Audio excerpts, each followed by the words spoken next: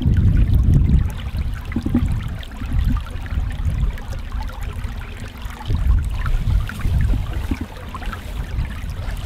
spot right there. Hi, I'm Fred Walsh. I'm actually with the Nova Scotia Prospector Association here in Nova Scotia, and today we're just going to do a little demonstration on gold and where to find it.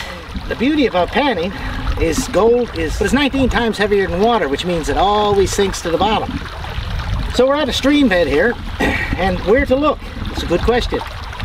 Stream's coming down, as you can see, it's meandering all over the place there. One side of it you can see is beautifully clean and well scoured, and that's just the way the water works. On the opposite side over here in this stream we see some sediment gathered. It deposits, it scours on the leeward side there, and on the leeward side it brings it right in and it pushes it all against the bank. That's where you look for the gold.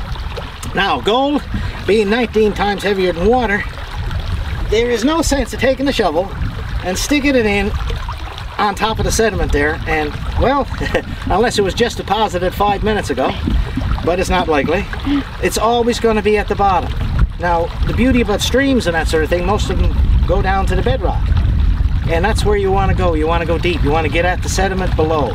You got to get in there and get down and get in deep. So I'm gonna go, and the first thing I do, I notice, as you can see, I got screens and my pan, and without trying to get too wet, I take a good picture of me getting drowned. So basically I'm going to start in here, and we got some granite boulder, but that's nothing. We're always looking for quartz, always looking for quartz in this area. Notice we're going to get down and we're going to scrape in to the edge.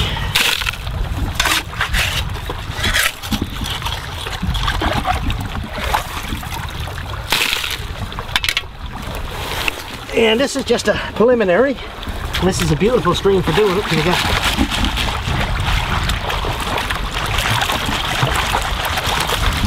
And we're going to shake.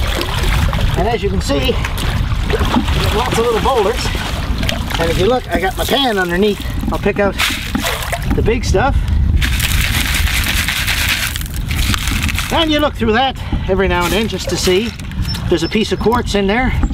Might have a gold nugget or something, you never know. And you check through that, not finding anything, of course. And going to the second screen, as you can see, the real fine stuff ends up in the pan. This is sort of stuff we're looking for.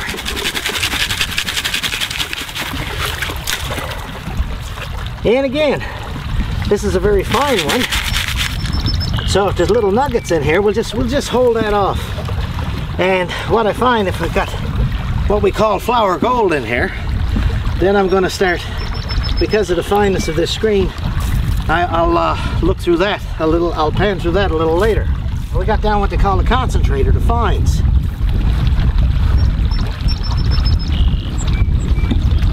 And always keeping your pan under the water. And at a good angle, so that you see how it's dribbling over the edge. And believe it or not, that's the lighter stuff that's going out over the edge. Wow. If you put this too deeply, like if you put it up too deeply and stuff's going over too fast, you're going to lose everything. What I suggest to first-time panners, those little BB shots. You put 3 of them in there, right? Those little steel BB shots. If you still got them when you finish panning, then you did it right, and there's no gold there if you can't find any. But if they're gone, well then you ain't got no gold either.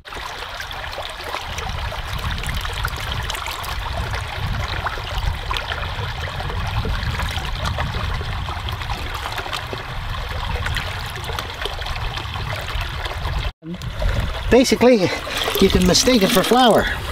Very tiny particles of gold. All these creases can capture gold. And if you look in the creases, you may see little flakes. Now, if you're not sure they're gold or whatever, one of the easiest ways to check it, and most everybody has a pocket knife. and you find one of those little particles, like that one right there, is you push your knife against it. If it crumbles, like that crumbled, it's not gold. It's probably a pyrite or so it might be a mica in this case.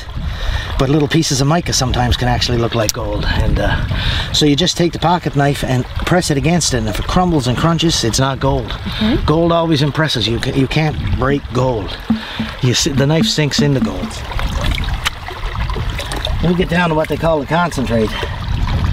You see the specks that go up here in the corner. That's where the gold would be. Is up there. You can see those. They're mica. Yeah, breaks with the fingernail. But as you can see, there's a pile of mica here, and if I haven't found any flour gold, usually I'm not going to find any nugget gold. So I ain't too worried about this, and we can put that back in the stream. So anyway, that's basically the down and dirty about panning for gold. But as you notice also, even though I dug up the stream and so forth, with a shovel and a pan and this sort of equipment, there's no damage done to the stream, right? It's as a matter of fact, a rainstorm would do 10 times more damage and fill it with more sediment than you could ever dream about than I would ever do with the pan and my little gear I got here. And this is basically all you need to start.